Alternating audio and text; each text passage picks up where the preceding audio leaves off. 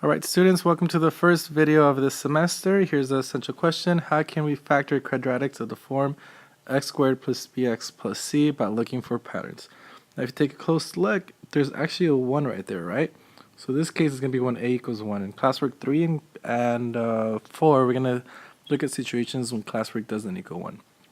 And again, if you did not get an A last semester, you should be taking notes. And even those of you who did get A's, you should still consider taking notes because it's going to help you remember this material.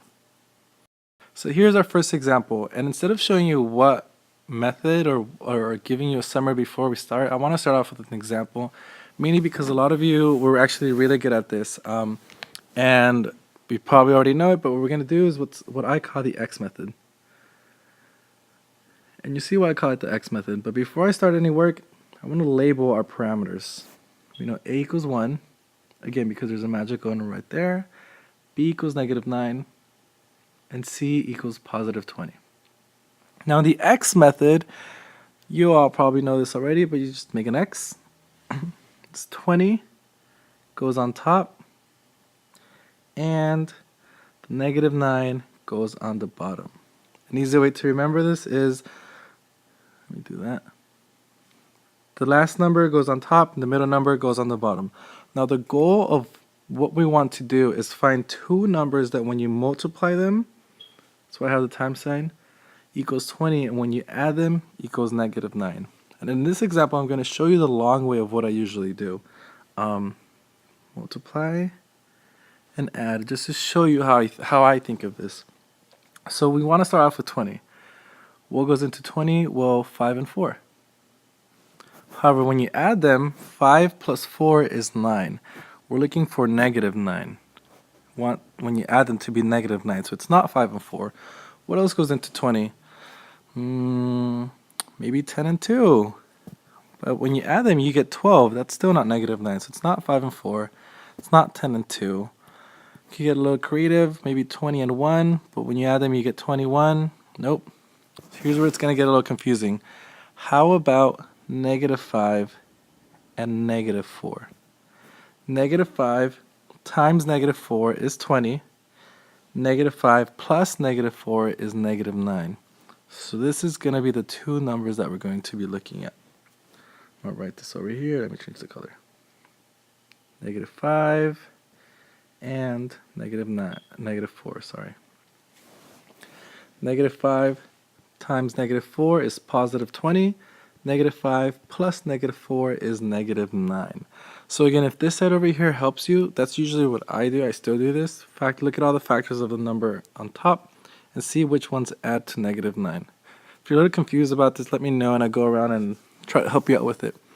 But anyways, now that we have these two numbers right here, pretty much have our final answer. So all you have to do is write x minus 5 and x plus 4. Oops. A little mistake. X minus 4. You're going to keep the same sign as this. So for example, if this was plus 5, you would have x plus 5. And I'm going to show you a different example in a little bit so you can see different ways.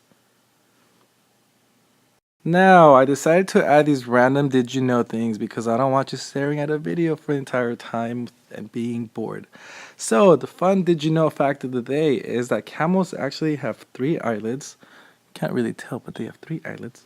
And cats have 2. I thought that was super weird, and I decided to share it with all of you. Okay, example 2.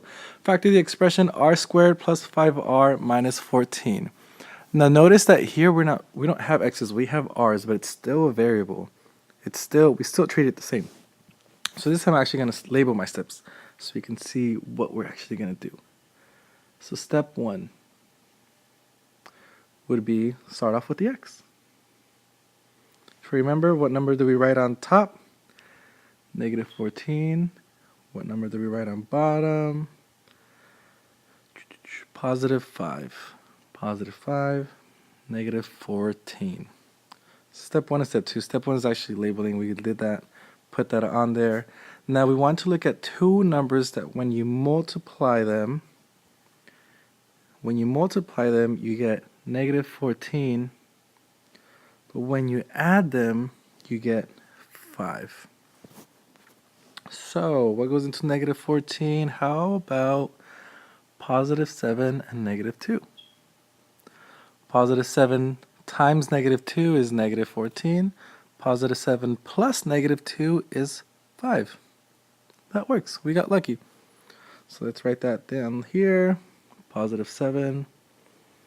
Again, while I'm writing this down, these exact examples are actually in the PDF version online right under this. So go ahead and look at those too.